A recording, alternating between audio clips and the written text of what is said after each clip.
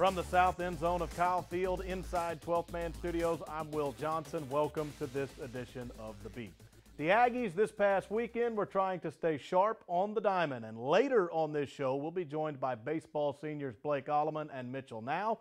And the subject of this show's The Aggies Are We is Brittany Clopton from the softball team. But first, we recap what they both just went through. Baseball was at Kentucky for the weekend. Softball hosted Georgia Tech. On the bluegrass, the top-ranked Aggies were anxious to take to the turf but couldn't. Rain kept falling in Lexington, washing out scheduled games on Thursday and Friday. That meant the Aggie Wildcats series was relegated to a Saturday doubleheader, with both games only going 7 innings. There wasn't much time, so the Aggies got right to it. Game 1, 5th inning, A&M up 2-1. Blake Alleman, a 2-run shot. It's 4-1 Aggies, and this team starts to cruise. Grayson Long threw 4 1/3 to get the win in the shortened game. He ran his record to 6-0.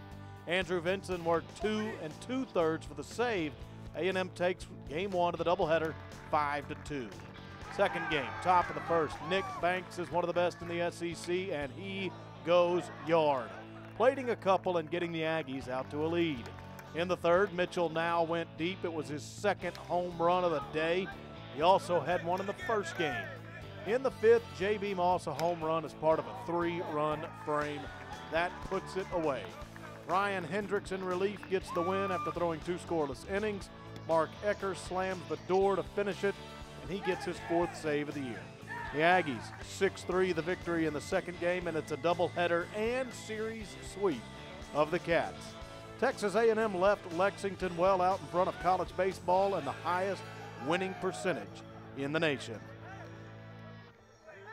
The nationally ranked softball team at home this weekend, but out of conference. They hosted the Georgia Tech Yellow Jackets in 3 contests. Friday, Torrey Vidalis, a home run, and that's all that was needed. It came in the 6th. Torrey Vidalis drills this one, and gone! First pitch, line drive, Aggies lead it. Rachel Fox in the circle was terrific. A complete game shutout. Aggies win 1-0. Saturday was a doubleheader and the 2 teams split. Georgia Tech winning the first game in extra innings. The Aggies blasted the Yellow Jackets 11-0 in the second contest. Fox did it again. Another complete game shutout. This contest went just 5 innings due to the run rule. Texas A&M steps out of SEC play and steps up to get a series win over the ACC's Georgia Tech Yellow Jackets.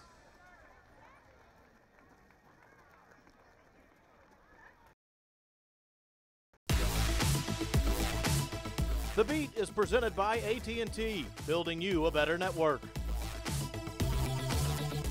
The fastest team to 30 wins in college baseball this year is the Texas A&M Aggies, and they are the #1 team in the country. We've got a couple of seniors with us right now on The Beat. Blake Alleman from Boerne, Texas, and Mitchell Now from Spring. Guys, thanks for joining us on this edition. Thanks for having us. Will. Let's begin kind of talking about you guys before the season, because Blake, with you, in your past, you'd played all over the infield. But starting with fall ball, did you kind of zero in on that shortstop position, knowing that it might be yours for all of 2015?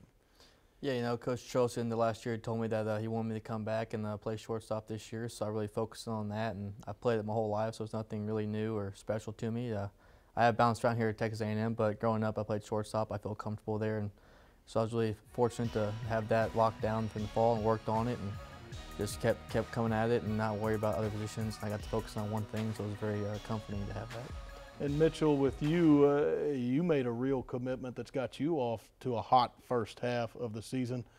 What was your off-season focus as far as your game? It was completely getting my body in shape, getting where I needed to be. Up in Alaska, I said I was gonna, I set a goal for myself, and I actually went over that goal, and it's proven. That's what I needed to do. That was the missing link. I was streaky throughout my career here, and that was what I needed to do to make myself the best player possible. And with you again, Mitchell, you're one of the tops on this team in extra base hits, and particularly doubles. Was there an adjustment you made to give you that kind of gap power? Yeah, Coach Bolt and Coach Seeley came to me, and you know, with the change I did to my body, you know, I wasn't a home run guy anymore. So I really focused through the middle of the field and really being like an offensive tool. You know, knocking the runs I need to knock in. You know, put me in the 3-hole. You know, make a statement for our offense. Like, this is what we're going to do. You know, today this is how we're going to beat you. And I completely bought into that, and I thank him for that, for coming to me with that, and you know, hit the ground running, and I've loved it. Mm-hmm. Blake, 17 players in this program over 100 years of Aggie baseball have played in 200 games. You just became a member of that club. What does that mean to you? Oh, it means everything, you know. It means one thing, I'm old. It's kind of funny. Another thing is I've grown up my whole life being a lifelong Aggie. Both my parents graduated from here, and my dad was actually talking to me a couple of days about it. He was like, if I told you come to A&M that you would leave here playing 200 or more games, you would be amazed. That's incredible, and that's something I'm so blessed and fortunate that I've played here for that long and gotten that many starts and games played, and in front of the best crowds and fans in the nation. It's just truly a blessing. It's something I'll look back and remember forever. And Mitchell, you mentioned Coach Bolt earlier, the hitting coach who's back at his second stint in Aggieland, first year back. Just what's he meant to an offense that's really capable 1 through 9? Well, you know, he came in the first, I think, week he was here. He, you know, he wanted to go eat lunch with all of us seniors. Mm-hmm. And he made it a point that, you know, like, this is our team. You know, he really gave us, you know, the freedom to take charge of the team as a upperclassmen group. And I think that's meant like the world to all of us, you know. I think we got all the guys to buy in, and we as seniors set the example that we were going to buy into Coach Bolt's approach. And he's done a tremendous job with us, you know, and just far beyond what we could have expected for him coming back here. And you know, we love the guy as a person, but he's a better coach. You guys started the year with 24 consecutive wins, best in college baseball, and a big part of that is we understand this whammy machine that you guys use. But unsung hero on this team or not, and can you kind of explain the background to what is the whammy machine, who now has its own cubby hole in the dugout? Start off with the whole whammy thing, because Corbin Martin, a freshman pitcher, his favorite movie is Anchorman, and the sport broadcaster's term on that's whammy. So the first couple weeks of the season, we were hitting a lot of home runs, scoring a lot of runs. He kept saying whammy every time we did that, so I kind of caught on. And then my roommate, Patrick McClendon, was like, you know what, we're scoring a lot of runs. I want to get something that's kind of fun to do whenever we score, hit a home run, something big. And he remembered like the Dodgers, I think the Rays have bubble machines. He's like, you know, I'm gonna go buy a bubble machine, and we're gonna shoot bubbles in the dugout every time we hit a home run or have a big run scored or something. So he went out and bought like this fish-looking like bubble machine thing that shoots out tons of bubbles, and he brought it out there. And the first game we had it, we actually hit a home run. It was like in the second inning, and he actually got to shoot it off. And everyone outside the dugout was probably wondering what the heck the bubble was doing coming out of the dugout. But so that's how that started, and then since then it's taken off from there. He's created his own Twitter account. It has a picture every time we go on a road trip, and its own cubby hole. And there's a Whammy Junior up there in section 203, I think. And Patrick's goal is to get the entire Olsen field to be shooting bubbles by the end of the year. So it's kind of funny. We'll see if we can get the movement started this weekend at Bluebell Park as Mississippi State pays us a visit. Guys, good luck in that series. Thank you. Appreciate it. That is Blake Alleman and Mitchell Now. A&M and the Bulldogs get the weekend set going on Friday night. Back in a moment on The Beat.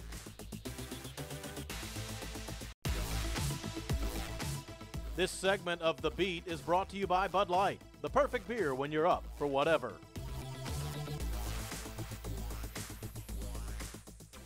Texas A&M softball in 2015 is playing with a young squad as they move through the toughest league in the country, the SEC. There are freshmen up and down the Aggie lineup. All the more reason for the need for upperclassmen leadership. That's where we bring in Brittany Clopton, a senior from Montgomery, Texas. She is this week's subject of the Aggies Are We. I am tough-minded, and I'm a competitor. I'm Brittany Clopton, and I'm an Aggie.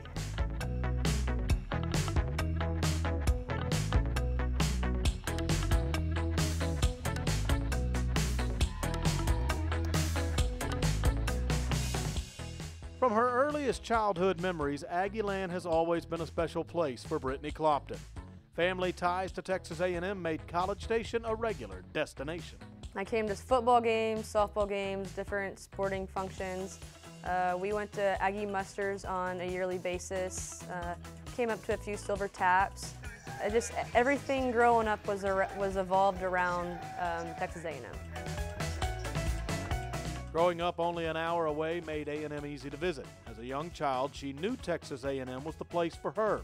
So when Joe Evans came calling, her final decision was an easy one. Whenever she made the offer, she told me to take my time, don't rush into it, go check out other places. But I knew I wanted to come to school here. There was no other options once the offer was on the table, so I went ahead and made my decision right then and said, I'm coming here, I'm an Aggie, let's get this rolling.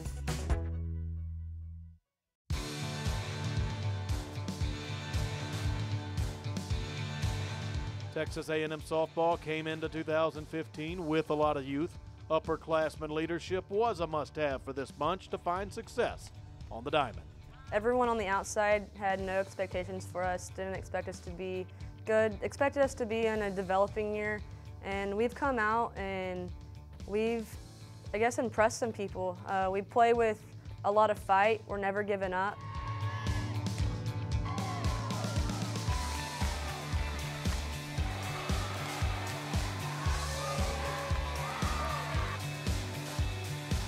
When her playing days conclude, Brittany hopes to stay involved with sports and make a meaningful impact on the youth in her community. I'll be graduating with a degree in sport management with a minor in business.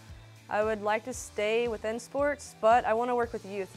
Being a part of a youth's life that maybe make a difference in their life and get them in the right direction by maybe just being nice or friendly to them and giving them hope to get somewhere where they never thought they could get.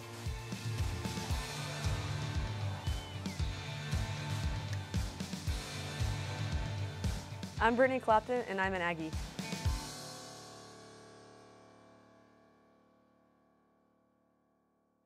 Clopton and the Aggies take their act into this weekend, another monumental task in front of them. The Auburn Tigers pay a visit, Auburn having one of their best seasons ever on the softball diamond. That'll go down Friday, Saturday, and Sunday here in College Station. Back in a moment on The Beat.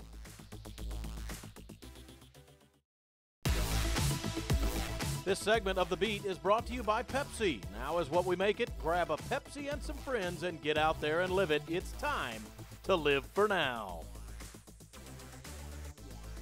Welcome back to The Beat. This weekend at Traditions Club in Bryan, J.T. Higgins and his men's golf team hosted the Aggie Invitational. They always bring in a strong field for it, and it was their final tune-up before the SEC Championships. Here with a recap is 12th Man Productions student reporter Grant Garner.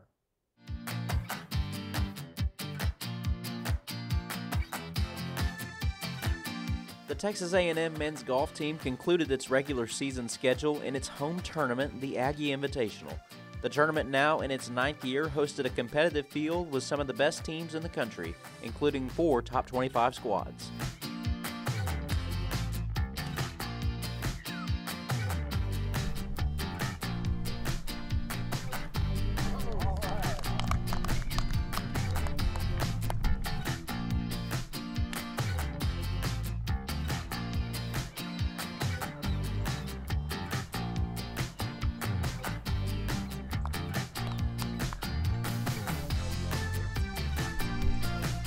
Traditions Club played difficult for all 54 holes of the tournament, offering a true test to every player in the field.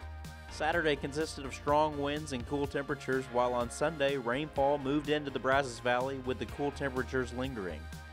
Well, I mean, Traditions is always tough anyway, and then you get any kind of wind, and it's a beat. The Aggies managed the conditions relatively well on Saturday. Junior Ben Crancer highlighted the afternoon round with a 6-under par 66, and senior Greg Yates also added a 2-under par 70. The team would sit tied for first going into Sunday's final round. On Sunday, the Aggies would struggle, shooting 16 over par as a team and finishing the tournament alone in 5th place. But we were in position to win again. It's the 3rd time this year we've been in the final group with a chance to win a golf tournament. It really hasn't gone our way. Higgins added that while the team has had its share of struggles throughout the season, there are bright spots that keep him encouraged. Keeping me positive about this team is that you have a guy like Lister who hasn't been playing great, puts together an under par round under difficult conditions. Then you had Ben play great yesterday. You had Greg play great a week ago. Adria's played pretty solid all year. So we've got guys that can do it. We really need to start putting it together though with more than one guy at a time. With a 5th place finish to wrap up the regular season, the Aggies will head to the all-important SEC Championship in St. Simons Island, Georgia. Now for women's golf. They are ranked 15th in the country, and they recently went to Oxford for the Rebel Intercollegiate, and they won it at the Ole Miss Golf Club. Texas A&M had a record score after 54 holes in the event, and MJ Navarro, a sophomore, fired a single round record for the Rebel Intercollegiate. They now look forward to their SEC championships, which are in Hoover, Alabama, later this month. Back in a moment to close the beat.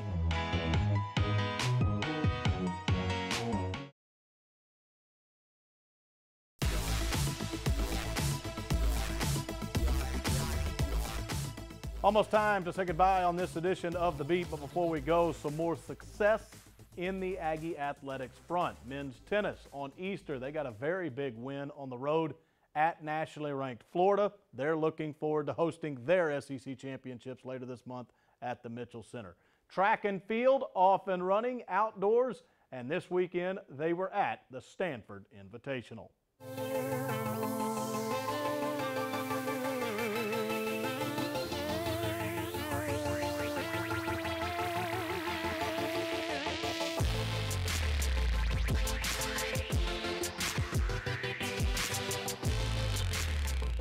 Good day today.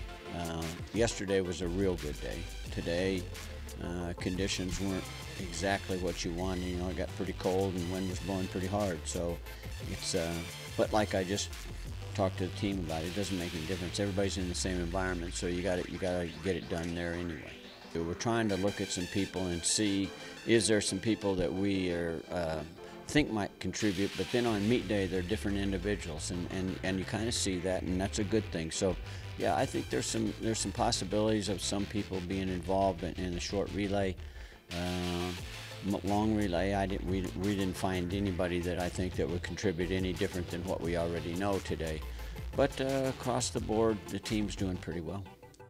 And now we have indeed run out of time on this edition of The Beat. We'll see you next week from 12th Man Studios at Kyle Field. So long, everybody.